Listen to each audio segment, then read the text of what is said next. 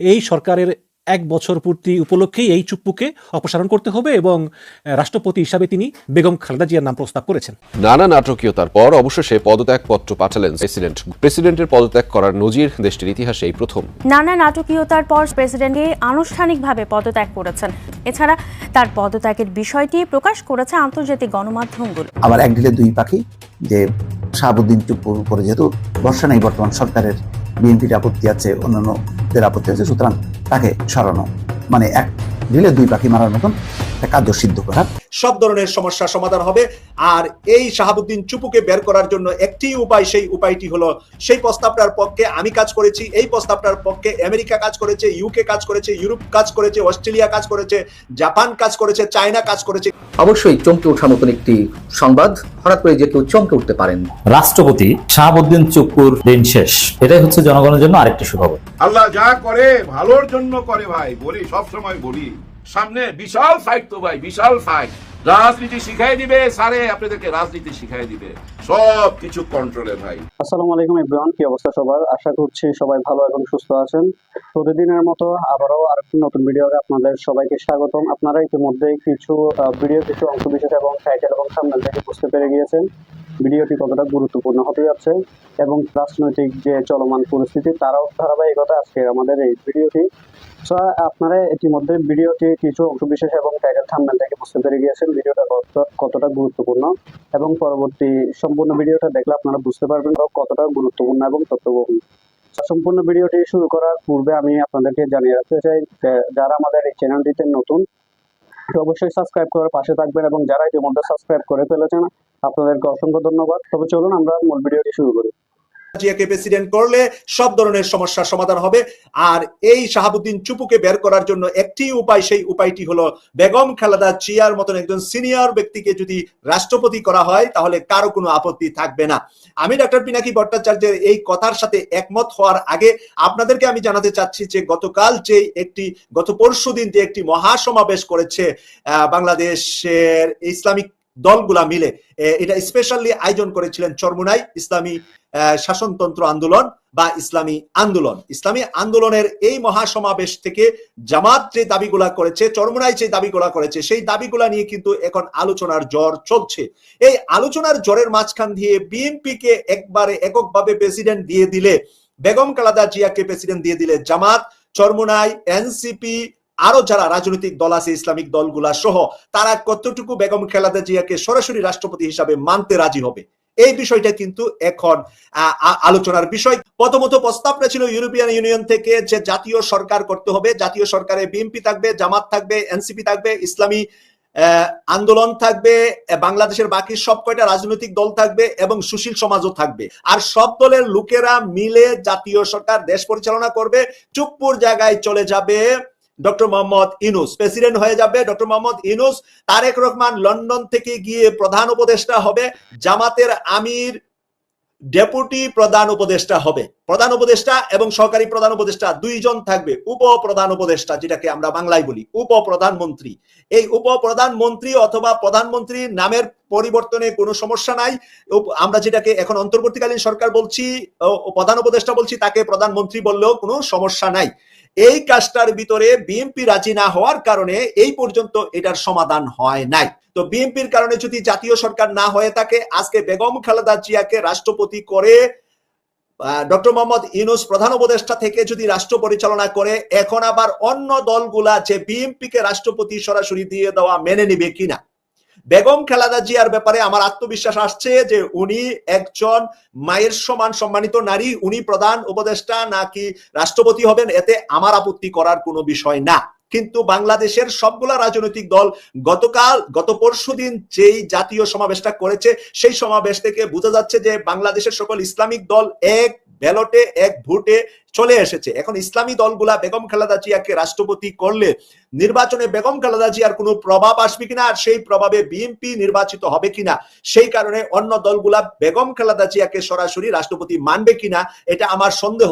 আমার সন্দেহটার সাথে অনেকেই লেখছেন, তবে আপনারা আপনাদের মতামত স্বাধীনভাবে লিখবেন। এর আগেরটার পক্ষে আমি ছিলাম, কারণ ওখানে প্রেসিডেন্ট হয়ে যেতেন ডক্টর মোহাম্মদ ইউনূস স্যার, তারেক রহমান সাহেব ডাইরেক্ট বাংলাদেশে গিয়ে প্রধানমন্ত্রী হতেন, জামাতের আমির মানে উপপ্রধানমন্ত্রী হতেন। যুদ্ধে কিন্তু ভাগ ভাই ভাগ আছে, কিন্তু ভাই ফাইট দিবার জন্য সামনে বিশাল ফাইট তো ভাই, বিশাল ফাইট।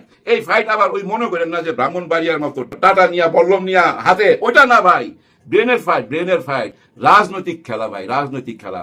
রাজনীতি শিখাই দিবে স্যারে, আপনাদেরকে রাজনীতি শিখাই দিবে, সব কিছু কন্ট্রোলে ভাই। ওই যে লন্ডন বৈঠকের পর আমরা বলতেছি না, আয় হায় মিলা গেল, মিলা গেল। আবার দেখেন এই যে ইসলামিক দলগুলা সবাই অভিমান করলো, কেন ওনারা মিললো, কেন কথা বললো, কেন যুক্ত বিবৃতি দিল, খুব মাইন্ড করছে। সব নাটক, সব নাটক। কেন নাটক দেখেন, শেষ পর্যন্ত কি জয় হইল? আগে যে সংস্কার নিয়ে দুর্বল কথা হইতো, আস্তে আস্তে কথা হইতো, শক্ত কোনো কথা পাইতাম না, একদল হ্যাঁ বললে আরেকদল না বলতো। লন্ডন বৈঠকের পর একটা সিদ্ধান্ত তো হয়েই গেছে, সংস্কার হইতে হবে এবং নির্বাচন কিভাবে হবে সেটা নিয়েও কিন্তু আলোচনা চলে আসছে। এখন আলোচনার ভার কোন দিকে, জনগণ চায় কোনটা, এটা তো আমরা এই সোশ্যাল মিডিয়া থেকেই দেখতে পাচ্ছি, সবাই কিন্তু বুঝতে পারতেছেন। দেখেন চরমনায় পীর সাহেব যাওয়ার পর এই 1 তারিখ থেকে এনসিপি মাঠে নেমে গেল, 64টা জেলায় ওনারা ঘুরবে, শহীদদের বাড়িতে যাবে, আহত হয়েছে যারা তাদের বাড়িতে যাবে, ওনাদের মা বাবার সাথে কথা বলবে, কবরস্থান জিয়ারত করবে। এইভাবে 64টা জেলায় ওনারা ওনাদের মনের কথাটা বলবে। মানুষের কাছে ওনারা যদি ওনার মনের কথা বুঝাইতে পারে ভাই, গ্রহণযোগ্যতা পাবে না কেন? কি দোষ তাদের? তারা রক্ত দিছে তো ভাই, তারা জীবিত শহীদ ভাই। 5ই আগস্টের ওই ঘটনা যদি না ঘটতো, উনি যদি না চলে যাইতো, আজকে এরা পৃথিবীতে থাকতো? থাকতো না। আমি কথা বলতে পারতাম? পারতাম না। অন্য কেউ কি কথা বলতো? বলতো না ভাই। স্বাধীনতা তো পাইছি। 5ই আগস্টের পরে তো একটা পরিবর্তন আসছে, আর এই পরিবর্তন কি হঠাৎ কইরা চলে আসছে, হুট কইরা চলে আইছে? নো, একদম না, পরিকল্পিত, পরিকল্পিত এটা ভাই। ওই যে বলছিল না master mind, doctor Mohammad Yunus sir বিদেশে পরিচয় করাইছে একজনকে মাস্টার মাইন্ড। এমনি উনি পোলাপান, উনি কি পোলাপান? কিন্তু ওইটা আবেগে বইলা ফেলাইছে, বইলা উনি পরে বুঝতে পারছে বলাটা ঠিক হয় নাই, এই কথাটা রিপিট করে নাই। অথচ ওনার প্রত্যেকটা বক্তব্য কিন্তু উনি বারবার রিপিট করে। ওই মাস্টার মাইন্ড নিয়ে কথা বলে নাই, মাস্টার মাইন্ডকে পিছনে নিয়ে গেছে, মাঝখানে মাস্টার মাইন্ডের মাথার মধ্যে বোতল মাইরা অনেক ঘটনা ঘটছে, সব কিন্তু বিচ্ছিন্ন ঘটনা, সব কিন্তু মাইন্ড ডাইভার্ট করা। মেন গেম যেটা খেলা ফেলাইছে এই লন্ডনে, লন্ডনে যে জাদু পড়াটা দিয়ে দিছে ভাই, যা কিছু বুঝাই দিছে, এতে একটা জিনিস আপনি কনফার্ম থাকেন, ওই যে নগর ভবনে যা হয়েছে সেটা আবার রিপিট হবে। ওনারা কোনো দাবি আদায় করতে পারবে না, কারণ ওই যে আবার আসি ওই চরমনাই মহাসমাবেশ আপনারা তো দেখছেন।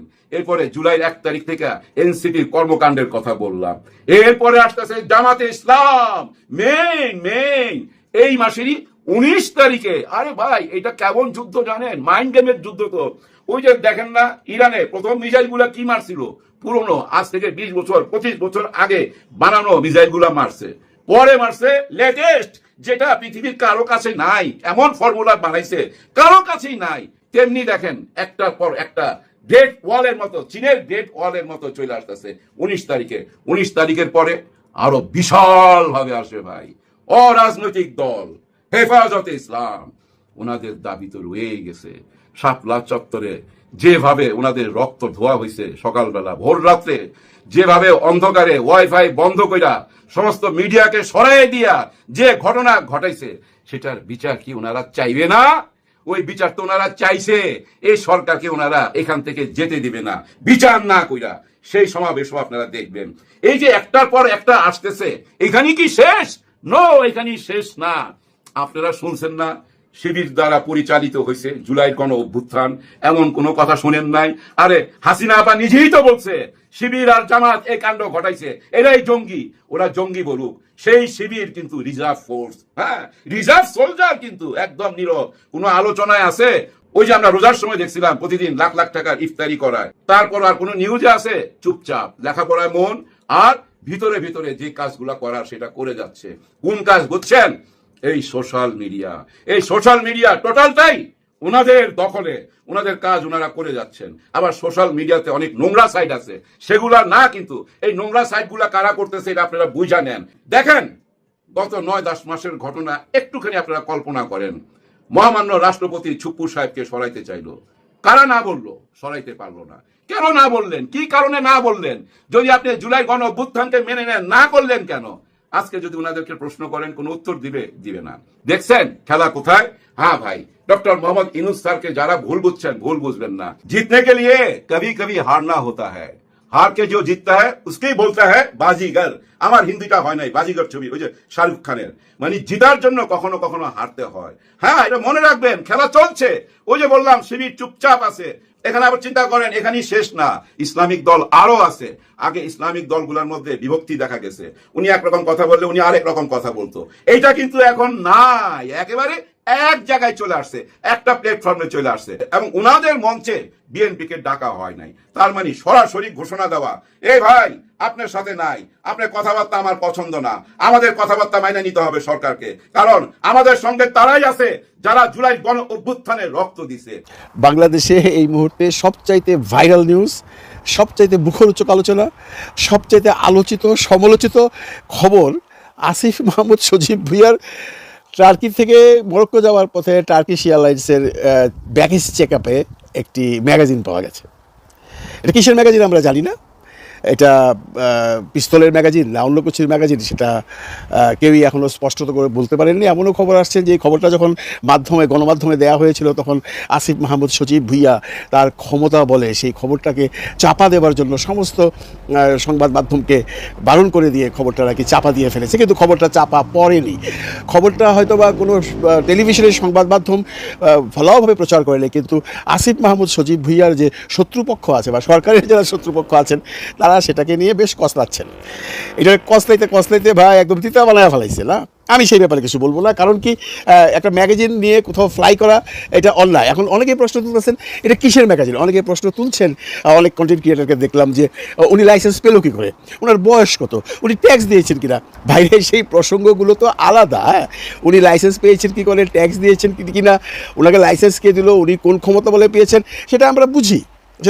বাংলাদেশে একজন মন্ত্রী পর্যায়ের লোকের লাইসেন্স পাওয়া কোনো ফ্যাক্টর না। আপনারা সেই আলোচনাগুলোকে কেন বারবার পাবলিকের কাছে আনছেন যে উনি ট্যাক্স দেয় কিনা, ওনার লাইসেন্স আছে কিনা, লাইসেন্স পেলো কী করে, ওনার বয়স আছে কিনা, এর যে বড় প্রসঙ্গ যেটা, সেটা তো আপনারা একদম মানে অ্যাভয়েড করে যাচ্ছেন কেন?